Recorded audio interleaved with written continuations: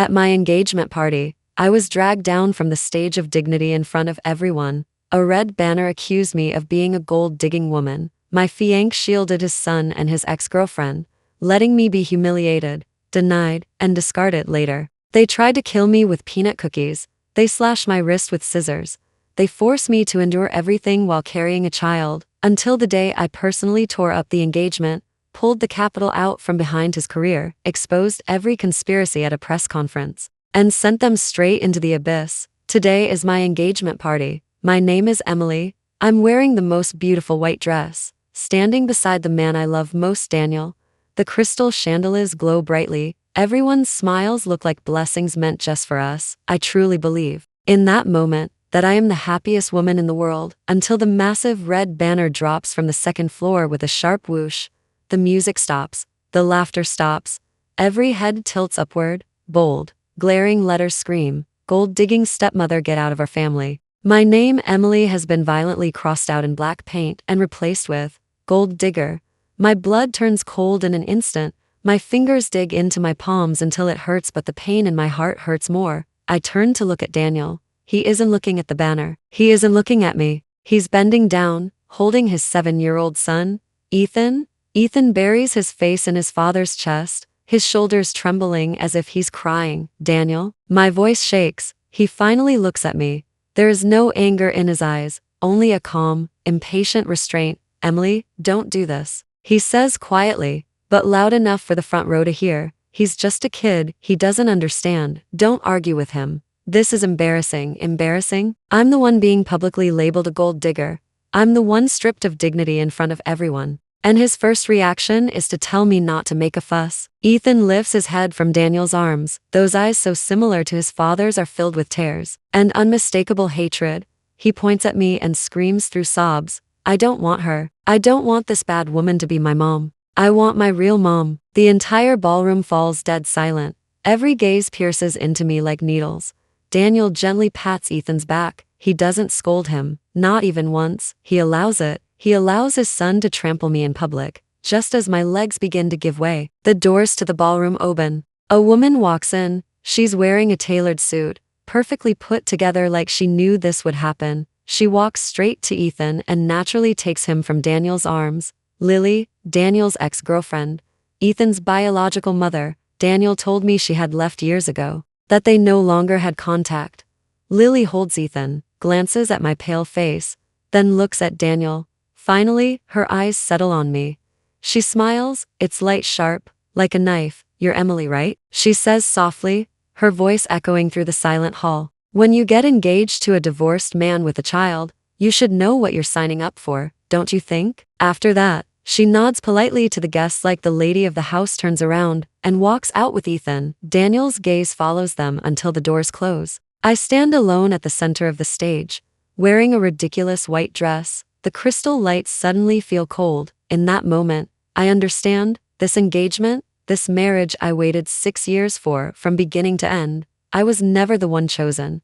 I was just a substitute on the bench, foolishly thinking I'd won a prize. Daniel never apologized after that night. All he said was, "Ethan's too young." Losing his mother made him sensitive. Lily is still his biological mom. Her sudden appearance stirred things up. "You should give him more space. It'll get better. Give him space." How much space was I supposed to give? Enough for my name to be erased? Enough for my dignity to be trampled on? I couldn't sleep. Details I had ignored before began crawling into my mind like insects. Daniel had been working late more and more often. He'd come home late, carrying a faint scent of perfume, definitely not mine. When I asked, he said it was from a female coworker. I suggested visiting his office sometime. Next time, he always said, he wasn't patient with me anymore either. Before, if I burned my hand cooking, he'd panic and rush to find ointment. Now, if I said I wasn't feeling well, he'd just say, "Drink more water." So that was it. All the busy and tired excuses, they were because another woman had come back. I hired someone to do a simple background check. The result felt like ice water poured over my head. Lily had been back in the country for 2 whole months. Not a sudden appearance. For 2 months. Daniel had taken me to meet his friends, booked the engagement venue, and told me he loved me. He knew. He had always known. He had been lying to me. I left work early one day, wanting to talk things through. I opened the door with my own key and heard laughter coming from the living room. Lily was wearing my slippers. She sat on the sofa I bought, watching TV. Ethan was curled up in her arms, laughing at the screen. On the coffee table sat my favorite bone china cups, the ones I treasured and barely used. One of them held Lily's tea. "Oh, you're back," Lily said when she saw me. Completely unsurprised. "Ethan wanted juice. Took me forever to find the right cup. You don't mind, do you?" Daniel walked out of the study. There was a flicker of embarrassment on his face, quickly replaced by calm. Lily dropped Ethan off. "She's just sitting for a bit," he explained casually. Ethan jumped off the sofa and ran to Lily. "Mom, what are we having for dinner?" Lily stroked his head. "Ask your dad, sweetheart." Daniel didn't correct him, not once. That night, I confronted Daniel. He sat on the edge of the bed, hands clasped, and finally told his version of the truth.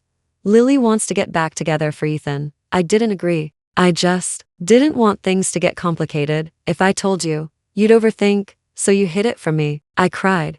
"You let her move into our home?" Emily tried to understand. He frowned, like I was being unreasonable. "Ethan needs his real mom. We're getting married soon. You'll be his legal mother. That won't change. Why can't you be more generous?" Generous, understanding. I looked at the man I had loved for 6 years. I didn't recognize him anymore.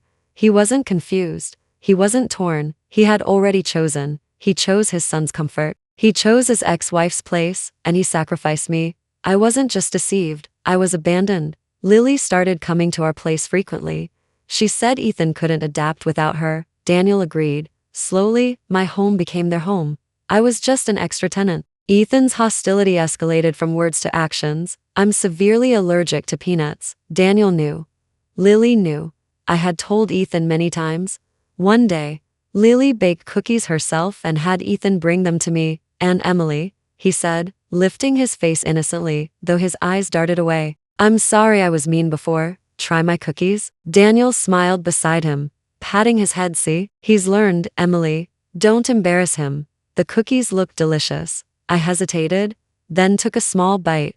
Almost instantly, my throat tightened. My breathing became labored. Red rashes erupted across my face and neck. I rushed to the trash can, coughing, hands shaking as I searched for my allergy meds. "What's wrong?" Daniel finally asked. "Peanuts." I gasped. "There are peanuts in the cookies." Lily covered her mouth dramatically. "Oh my God. I used the same cutting board as other pastries. Maybe there were traces." "Ethan, why didn't you tell Mommy?" Ethan hid behind her. "I forgot. I was rushed to the hospital after the injection." The doctor looked serious. "You were lucky this time. Your allergy is severe. Another episode like this could cause airway swelling. It could be fatal." Lying in the hospital bed, weak and cold, I wondered, was it really an accident? Daniel brought Ethan to see me. He made Ethan say sorry. Ethan muttered it reluctantly. "That's enough," Daniel said gently to me. "He didn't mean it. Lily's been crying out of guilt.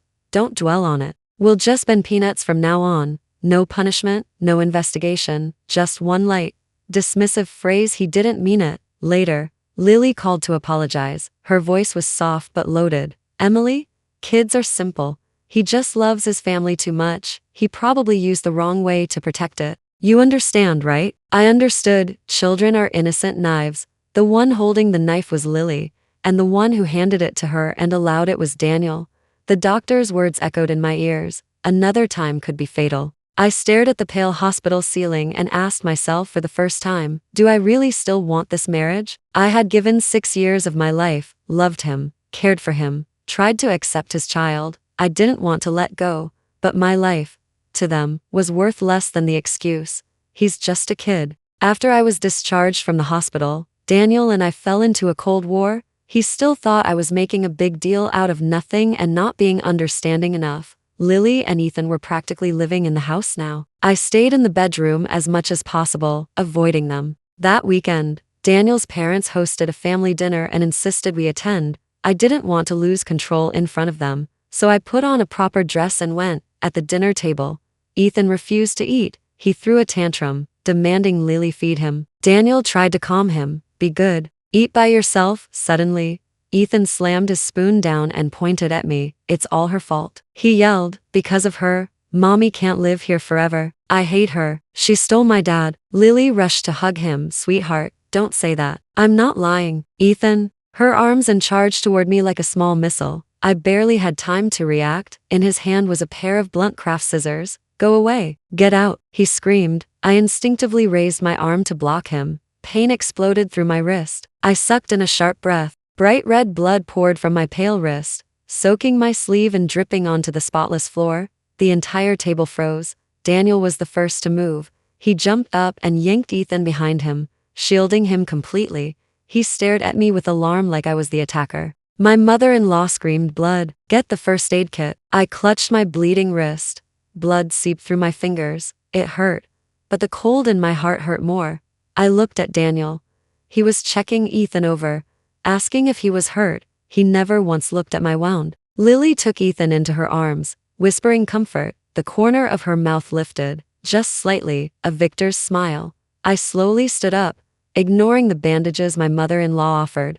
I looked straight at Daniel and forced every word to be steady loud enough for everyone to hear. Daniel, right? He finally looked at me. Choose, I said calmly, pointing first at Ethan behind him, then at myself. Him or me, right now. The dining room fell silent except for heavy breathing. Daniel's parents stared at him. Lily watched nervously. Daniel froze. He looked at my bleeding wrist, then at Ethan crying in Lily's arms. His lips moved. His eyes struggled. Seconds passed. He didn't come toward me. Not a single step. He turned his gaze away and said quietly to Lily, "Take Ethan upstairs first." Something shattered inside me completely. I laughed. Tears streamed down my face as I grabbed the bandage and pressed it clumsily against my wrist. I understand, I said softly. I'll give you 7 days. 7 days for Lily and everything she owns to leave this house. You and your son will apologize to me formally and promise this will never happen again. I met his eyes. Otherwise, the engagement is off. We're done. Then I picked up my bag, straightened my back, ignored every stare, and walked out. My wrist throbbed, but my mind had never been clearer. I didn't go back to Daniel's house. I went to a small apartment I'd bought before the engagement, one that still held some of my old things. The next day, I went to the hospital to have my wrist treated properly. The doctor recommended a full checkup. When the results came back, I froze. I was pregnant, just over a month. The child had come quietly while I was happily preparing for my engagement, while I was being humiliated, hurt, and pushed to the edge. I pressed a hand to my still flat stomach. I had once dreamed of having a child with Daniel. Now, panic swallowed me whole. Ethan's hateful eyes flashed through my mind. Lily's knowing smile. Daniel's back as he shielded his son without hesitation. Was my child supposed to be born into that family? A home with a hostile older brother, a lurking ex-wife, a father who would always place me last? No, absolutely not. Just as I made my decision, Daniel called. 5 days remained before my deadline. His voice sounded tired, but still carried that familiar tone of control. Emily, have you had enough? Come home. Let's talk about the wedding. Lily's just helping with Ethan for now. Once we're married, she'll move out, I promise. The same empty promise marriage? Has Lily moved out? I asked. He hesitated. She's helping Ethan pack. It takes time. Don't force me. The child can't be without her. So she hasn't moved, I said calmly. Looks like you don't plan to meet any of my conditions. Do you really have to be this nitpicky? His impatience finally surfaced. We're family. Why draw such hard lines? Can't you endure a little for me, for this family? Endure? I almost laughed. Daniel, I said quietly, your son cut my wrist. I bled everywhere, and to you. That's just being nitpicky. Silence. There's nothing more to say, I continued evenly. The deadline stands. If you can't do it, don't contact me again about marriage. I hung up. Then I blocked his number. Something inside me snapped, not anger, not sadness, but clarity. I stopped hoping he'd change, stopped explaining my pain, stopped begging for scraps of care. I started moving. I logged into an old private email account I hadn't touched in years. There were messages from old classmates and family contacts, some involved in investment and finance. Over the past few years, because of Daniel, I'd cut off most family connections. I'd supported him with my own savings and a regular job when he needed connections. I'd quietly bridged introductions he never knew where they came from. Now, I sent out a few short emails. At the same time, I contacted my best friend, a lawyer, to consult on the engagement contract and termination of pregnancy. The counterattack began in absolute silence and calm. I was no longer the Emily waiting to be chosen. Lily and Daniel clearly believed my last warning was nothing more than a bluff. The seventh day arrived. Not only had Lily not moved out, she openly posted a photo on social media of herself making breakfast in my kitchen. Caption: "Nothing feels better than being home." Mutual acquaintances liked the post. Rumors began circulating in our social circle. They said I was forcing my way into the family through marriage, that I was cold to my stepson, that I coveted Daniel's property so Lily had no choice but to return and protect her child. The stories were vivid, detailed, convincing. Daniel never corrected a single word. He allowed the rumors to spread. Maybe that was exactly what he wanted, to paint me as the villain, to highlight Lily's sacrifice and great maternal love. Daniel's parents called for a family meeting and asked me to attend. I went. I wanted to see how far they were willing to go, as expected. My mother-in-law took my hand, speaking earnestly. "Emily, we know you've suffered, but reality is harsh. Being a stepmother is never easy. Lily is Ethan's biological mother. Blood ties matter if you truly care about Daniel and this family. Sometimes, taking a step back gives you a wider horizon. Some titles are just symbolic. They're not important." My father-in-law nodded. "Daniel's career is at a critical stage. He needs stability behind him. You've always been sensible. You should understand." I did understand. They wanted a wife who would swallow her pride, maintain surface harmony, and support Daniel's career. Whether that wife was suffering inside didn't matter. Halfway through the meeting, I went to the restroom. When I returned, my handbag left in the living room had been opened. Inside was a velvet box, a vintage brooch my mother had left me. It wasn't worth much money, but it was irreplaceable. Now it was gone. The box lay on the floor. Ethan sat nearby, playing with toys, looking at me defiantly. "Oh," Lily exclaimed theatrically. "Ethan, did you touch on Emily's things again? Give it back." Ethan pouted, reached into the sofa cushion, and pulled out the brooch. Bent, the embedded diamonds missing. He tossed it at my feet. "It's ugly anyway. Take it back." I picked up the ruined brooch. It felt like my heart was being stomped on. I looked at Daniel. He frowned and scolded Ethan lightly. "You're not allowed to touch other people's things." Then he turned to me, his tone accusing. "Emily, something that important should have been put away properly. See what happened. Kids are playful. You just need to be more careful." In that moment, everything inside me, anger, grief, resentment, vanished, like a candle burning to its end. It went out with a soft puff, leaving only cold smoke. I looked at them, Daniel, Lily, Ethan, even the elders with helpless expressions. They were a solid, exclusive fortress. And I was the outsider, forever trying to enter, forever pushed back and blamed. I nodded, said nothing. I closed my hand around the broken brooch. The sharp metal dug into my palm. "All right, I understand," I said calmly. I picked up my bag. "I'm leaving." Daniel seemed startled and followed me a few steps. "Emily, what's your attitude?" "I'm trying to solve this." I turned back and looked at him one last time. "There's nothing left to solve," I said. "Between us, there is no problem anymore, because I no longer expected anything from him." The love was gone. 2 days later, Daniel asked to meet me at a cafe. He looked worn down, dark circles under his eyes. Clearly, the rumors and family pressure hadn't been easy on him. For a moment, I thought he might finally apologize, even if it was just to save face. I was wrong. He stirred his coffee without looking at me and announced flatly, "Emily, we should postpone the wedding." I raised an eyebrow but stayed silent. He seemed to gain momentum, speaking faster. "Things are too chaotic right now. Ethan's emotionally unstable. Lily needs time to transition. Getting married now wouldn't be good for anyone. We need to stabilize the family first. Once your relationship with Ethan improves and Lily can leave peacefully, then we wait." I interrupted. "Lily leaving peacefully? When did she ever agree to leave?" He choked, rubbing his hair irritably. "Anyway, now isn't the right time for marriage. You should move back in. We'll live like before. Wait until everything's back on track." "Like before?" I laughed softly. "Like before, when I endure, compromise, and wait while the three of you play happy family and I'm handed scraps as the fiancé. Do you have to make it sound so ugly?" He snapped in a low voice. "I'm thinking about our future. Can't you be more mature and look at the big picture?" "The big picture," I said coldly, "is that you, your son, and your ex are one unit, and I'm the excess variable that needs to be managed and soothed. Am I wrong?" Daniel stared at me. His expression was complicated: fatigue, impatience, and something cold I couldn't quite identify. "Emily," he said, You're too focused on gains and losses. Does love really need to be this clear-cut about right and wrong? You're exhausting. Too focused on gains and losses? 6 years of devotion, public humiliation, a near-fatal allergy attack, a scar on my wrist, my mother's heirloom. All of it reduced to me being petty.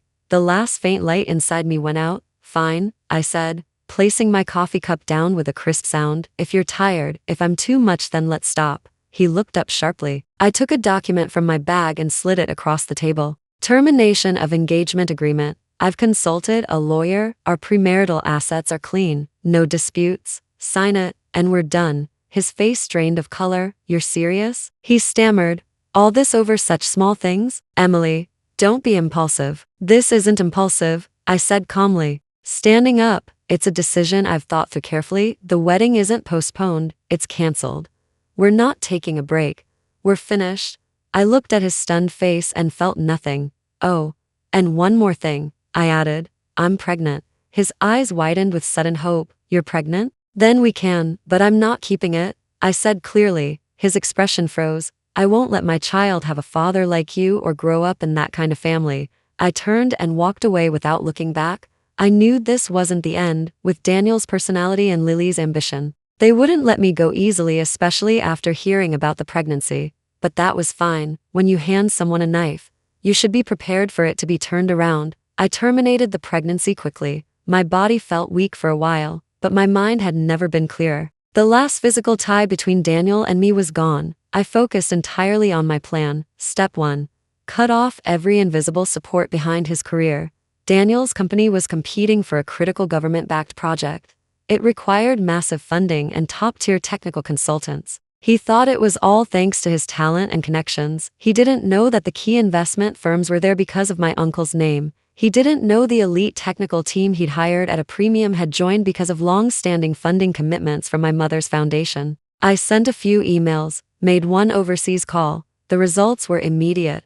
First, the investment firms cited changes in risk assessment and paused further funding. Then, the core members of the technical team received more promising offers and collectively resigned. Daniel's company's cash flow tightened overnight. He panicked. He reached out to everyone he knew only to hit wall after wall. Formerly smooth connections suddenly became distant and evasive. He began calling my old number repeatedly. I'd already stopped using it. Then emails. At first, accusations. Did you do this? Then desperation. Emily, let's talk. The company needs help. Finally, pleading, for the sake of what we had, please help me. I ignored all of it. Read, no reply, or straight to the blacklist. Lily couldn't sit still anymore. She enjoyed the status of being the woman behind a successful man. If Daniel fell, everything she'd calculated for collapse with him. She tried to send messages through mutual contacts, hinting that a child needs a complete family, and that I didn't need to destroy them completely. Complete family? Destroy? I laughed. I anonymously sent that intermediary the photo of my slashed wrist, along with the hospital diagnosis report.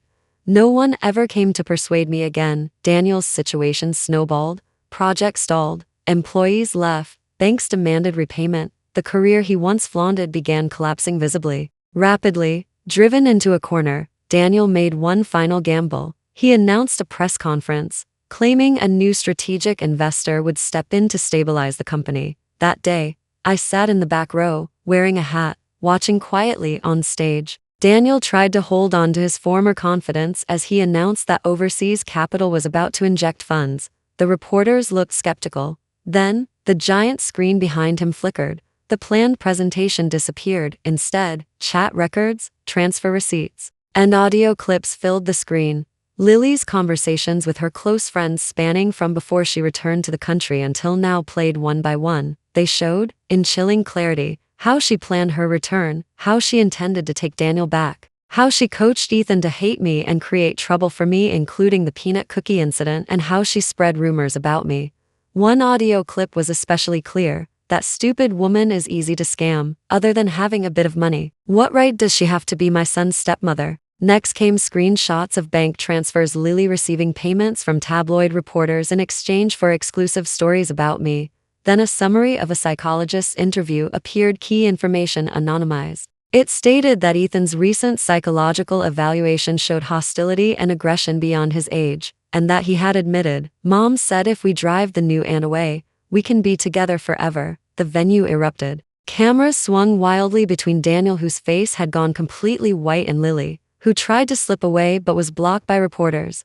Daniel froze on stage. The microphone slipped from his hand and screeched loudly against the floor. His carefully crafted image, successful entrepreneur, devoted father, misunderstood man caught between two women, shattered completely under hard evidence. In the crowd, Lily screamed hysterically, "It's fake, all fake. Emily set me up." Her breakdown was captured from every angle. Days later, Child Protective Services intervened. Ethan was placed under mandatory psychological evaluation and intervention. Daniel, as his guardian, was questioned for failing to provide a safe and healthy home environment. From a distance, I watched the chaos I had orchestrated. I felt no joy, no sadness, just the calm that comes with taking out the trash. As expected, Daniel and Lily refused to go down quietly. Daniel somehow obtained records from the hospital where I had the procedure, likely through legal means, clutching what he thought was his last weapon. He showed up at my apartment with a lawyer. He looked nothing like the man he once was. Unshaven, sunken eyes.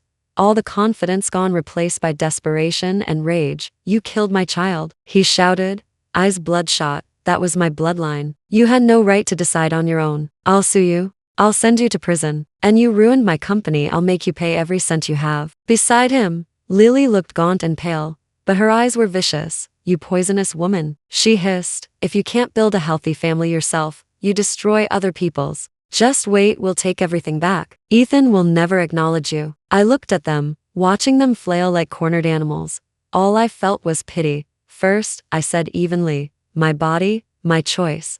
The law protects a woman's autonomy. Go ahead and sue, see which lawyer will take the case. Second, destroying your company." I smiled faintly. "Where's your evidence? Investors withdrew voluntarily. Employees resigned voluntarily. What does that have to do with me?" I glanced at Lily. "As for those fake materials, whether they're fabricated or not will be determined by the police and the courts." Third, I stepped closer to Daniel and met his eyes. "Take everything back. What exactly do you think belongs to you?" Enraged by my calm, Daniel blurted out recklessly, "You think you've won? I've already investigated you. You're just a woman whose parents died early, living off a small inheritance and odd jobs. A nobody with a little money who forgot her place. Once I recover, I'll make sure you can't survive in this city." Oh, he investigated me? He uncovered exactly what I wanted him to see, the ordinary Emily. It was time to end this farce. I picked up my phone and dialed a number, putting it on speaker. The call connected almost instantly.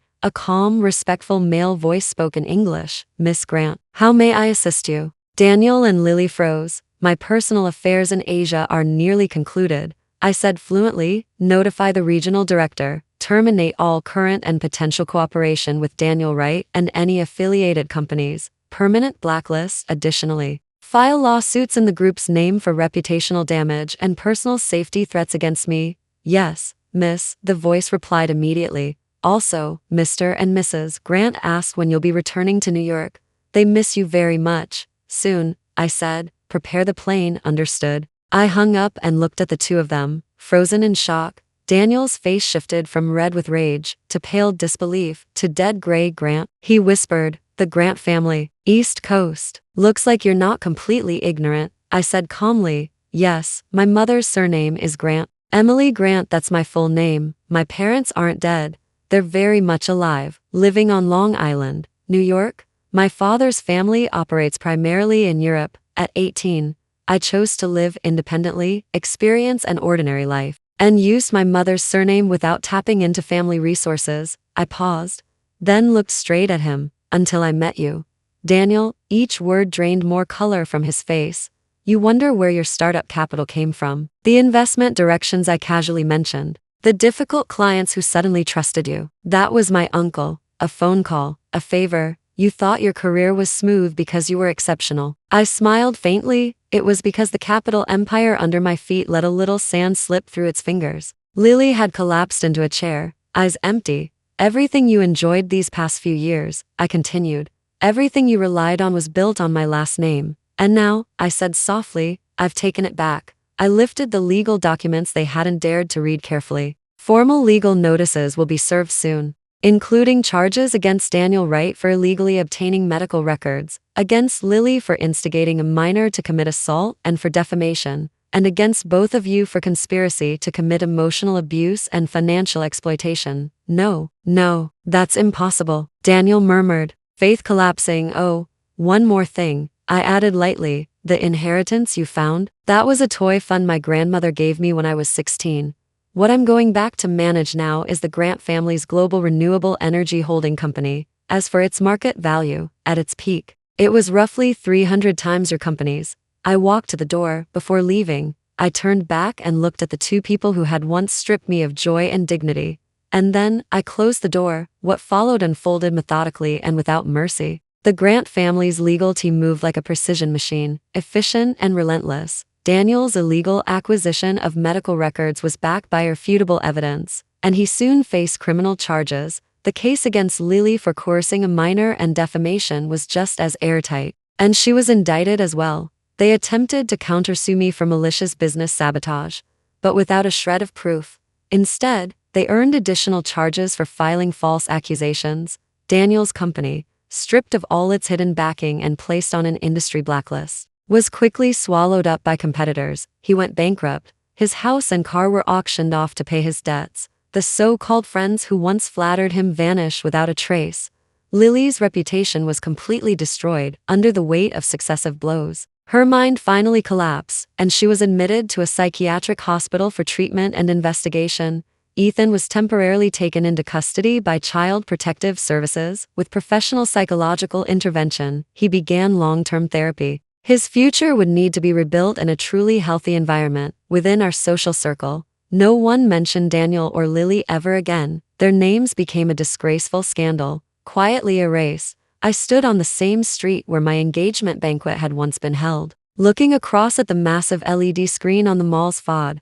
It was broadcasting news of the Grant Group's expansion into Asia. On the screen was a poised, elegant corporate representative, someone else. Not me. But I knew I was behind it, by chance. I glanced toward the corner convenience store and saw a bearded man in worn clothes, awkwardly preparing a cup of instant noodles.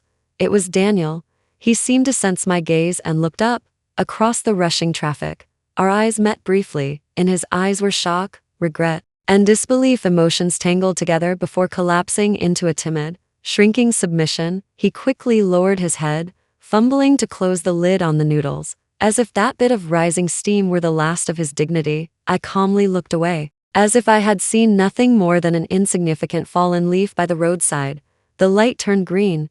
I crossed the street with the crowd, heading toward the black sedan waiting at the curb.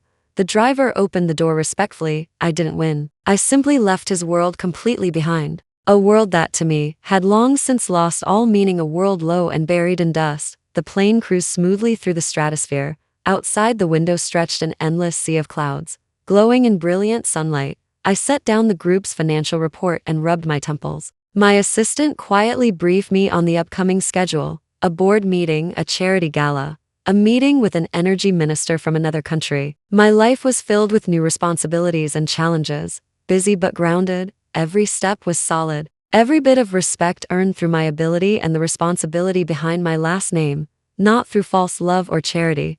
I was no longer the Emily who tiptoed around others, trying to please them, waiting to be chosen. I am Emily Grant, one of the heirs to the Grant family, a young executive managing a vast business empire. Occasionally, in the quiet of the night, the faint scar on my wrist reminds me of that absurd chapter of my past, but it no longer hurts.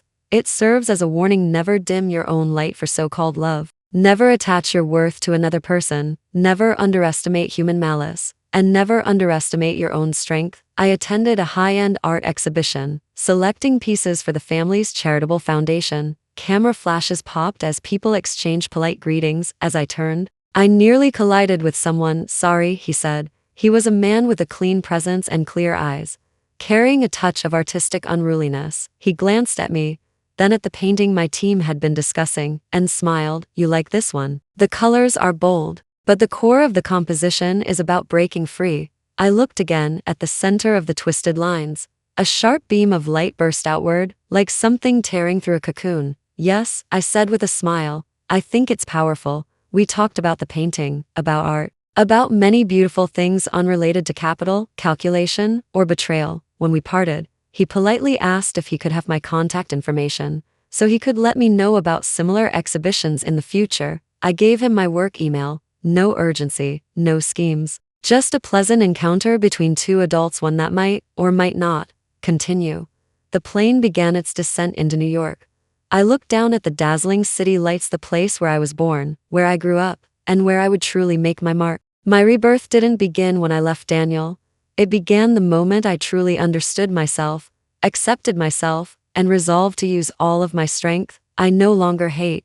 I no longer love. I am free, and after freedom, a vast horizon of life was only just beginning to unfold before me.